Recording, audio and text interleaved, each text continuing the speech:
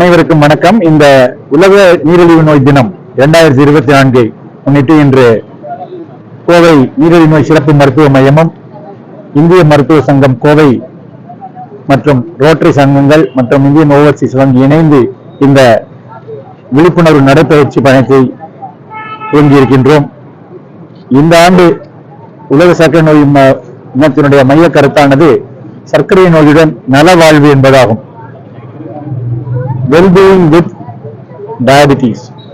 சர்க்கரை நோயில அனைவரும் ஆரம்பத்திலிருந்து கட்டுப்பாட்டிலே வைத்துக் கொண்டால் அதனுடைய பாதிப்புகளில் இருந்து தவிர்த்து நல்வாழ்வு வாழலாம் என்பதற்காகத்தான் இந்த நடைப்பயணம் ஏற்பாடு செய்திருக்கின்றோம். உணவு பழக்க வழக்கங்கள் மற்றும் உடற்பயிற்சி, சீரான பரிசோதனைகள், முறையான சிகிச்சை இருந்தால் சர்க்கரை நோயின் பாதிப்பில் இருந்து நாம் அனைவரும் பாதுகாக்கப்பட்டு சர்க்கரை நோயுடன் நல்வாழ்வு வாழலாம் என்பது இந்த ஆண்டினுடைய கருத்தாகும். இந்த நடைபேரணியிலே கிட்டத்தட்ட ஒரு 600-700 பேர் பங்கேற்று இருக்காங்க.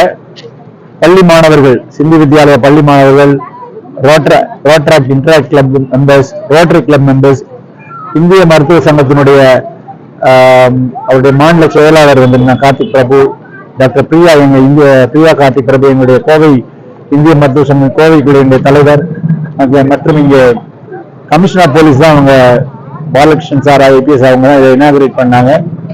அது இல்லாம rotary Mayilsamy sir rotary district office பேர் வந்திருந்தாங்க. மற்றும் 5 rotary clubs, rotary club of Coimbatore, Sai city, mid town, Coimbatore south, west and industrial city 5 rotary club, Indian overseas chief regional manager கலந்துட்டு இருக்காங்க. மற்றும் கோவை மாநகராட்சியினுடைய deputy commissioner Thiru Sivakumar sir அவங்க கலந்துட்டு இருக்காங்க. அது இல்லாம ஆர்விஎஸ் கல்லூரி மாணவர்கள் கிட்டத்தட்ட 250 பேர் வந்திருக்காங்க. இது இல்லாம இங்க எங்களுடைய மருத்துவமனை கோவை டயபிட்டிஸ் ஸ்பெஷாலிட்டி சென்டர்ல இருந்து எங்க மருத்துவமனை அனைத்து ஊழியர்களும், எங்களுடைய குடும்பத்தினரும் மற்றும் இங்கே வேறு பார்மா கம்பெனியை சேர்ந்தவர்களும் கிட்டத்தட்ட ஒரு 700 பேர் இந்த நடைபேரணியிலே கலந்திருக்கின்றார்கள். நன்றி.